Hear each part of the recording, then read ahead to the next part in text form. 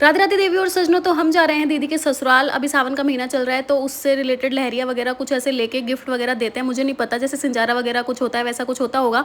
तो हम रास्ते में से फ्रूट लिए और सामान लेके पहुंच गए हमारे दीदी के घर। तो हमने हमारे दूसरे भाई का वेट किया, वो हमसे थोड़ा पीछे रह गया था। फिर हम गए अंदर, गाड़ी में से निकाले हमने फ्रूट और हम पहुंच गए सीधा ऊपर। हमें थोड़ी शर्म आ रही थी कि यार अब हम बच्चे ही है ना जैसे भी है, बट थोड़ा तो हेजिटेशन लगता ही है। अब दीदी मिली नहीं तो सबसे पहले हमें मिली आंटी जी जो रसोई में काम कर रही थी। अब उनसे हमने नमस्ते किया और उनको अपने सारे सामान संभलाए कि ठीक है। फिर उसके बाद मैंने पैर धोया कि जो नाले के पानी से गंदा हो गया था। फिर उसके बाद गए हम रूम में जहाँ पे अंकल जी बैठे थे, हमने उनसे नमस्ते नमस्ते किया।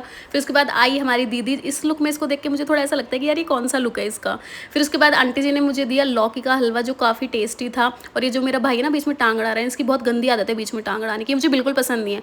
लौकी का हलवा खाने के बाद फिर देखा कि मेरी बहन भी बराबर खा रही है नमकीन, और इसने भी लौकी का हलवा खाया। आंटी जी चाय लेके आ गई थी तब तक कि चलो चाय भी पी लो। फिर उसके बाद हमने चाय पीने स्टार्ट कर दी और चाय काफ़ी अच्छी बनी थी। लेकिन आंटी जी ऐसे बोली कि यार चाय अच्छी नहीं बनी, और मैं बोलने ही वाली थी कि नहीं आंटी जी चाय बहुत अच्छी बनी है। तो मतलब उस पर हम थोड़ा ठाके मार के हंस रहे थे। उसके बाद मैंने आंटी जी को सारी सामान समझाया कि ये किसका है किसका है, ऐसे ऐसे करके। फिर उसके बाद मेरे भाई देख रहे थे कि यार कब चलोगे, है ना। वो तो बोर हो रहे थे ना, मेरे लिए तो इंटरेस्टिंग था, बस उसके लिए बोलना था। फिर हमारी भाभी जी आई, उनको हमने सारी चीज़ें दिखाई। फिर उसके बाद फन फैक्ट ये था कि मेरा भाई पहले तो मेरे को खूब पीट लिया। फिर मैंने कहा चल अब मेरी बारी है, मैं तो उससे बदला लूंगी। और जैसे बदला नहीं लगी, मेरे खुद के हाथ में दर्द होने लग गया भाई। उसके पत्थर जैसे हाथों में मेरे नरम हाथों का कुछ असर ही नहीं हो रहा था। मैंने 2 बार ट्राई किया, 3 बार ट्राई किया, बट मेरे कुछ असर, मतलब उसके कुछ असर नहीं हुआ। मेरी उंगलियां लाल हो गई। मतलब मैंने कहा भाई मेरा तो कुछ नहीं हो सकता तुम्हारे पत्थर जैसे हाथों के आगे।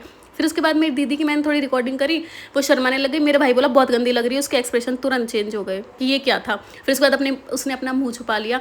फिर उसके बाद अब हमारे विदा होने की बारी थी तो आंटी जी ने मुझे तिलक किया। मुझे इतना अच्छा स्पेशल फील हो रहा था कि वाह यार, मतलब ऐसे लगता है ना कि यार लगता ही है कि ऐसे कुछ अलग, मतलब तिलक विलक करके अब आए हैं। तो फिर आंटी जी ने मुझे विदा दी 500 रुपये। मुझे लगा कि यार आंटी बहुत ज़्यादा है, लेकिन फिर आंटी जी ने इतनी ज़बरदस्ती की तो मैंने ले ही लिया। उसके बाद मेरी खुशी तो आपको दिख ही रही होगी फेस पे। आंटी जी ने कहा फिर ये चल जाएगी, शादी वादी हो जाएगी तो फिर कहाँ ही आएगी, तो फ्री करो अभी, मतलब। फिर उसके बाद आंटी जी भी गाँव जाने की बारी आ गई थी। तो सब एक एक करके थैले उठा उठा के सब नीचे की ओर बढ़ रहे थे। ये बच्चे भी आ गए थे तो बच्चे भी चल दिए अपने साथ साथ। फिर सबका नंबर आ रहा था जाने का। फिर इसकी ओवर एक्टिंग तो खत्म नहीं होती ना, कैमरा देखते ही इसकी ओवर एक्टिंग चालू हो जाती है। तो वही इसकी चल रही थी। फिर उसके बाद इस प्यारे से बेबी को हमने बाय किया और उसके बाद हम अपनी बहन को लेके वापस आ गए अपने घर।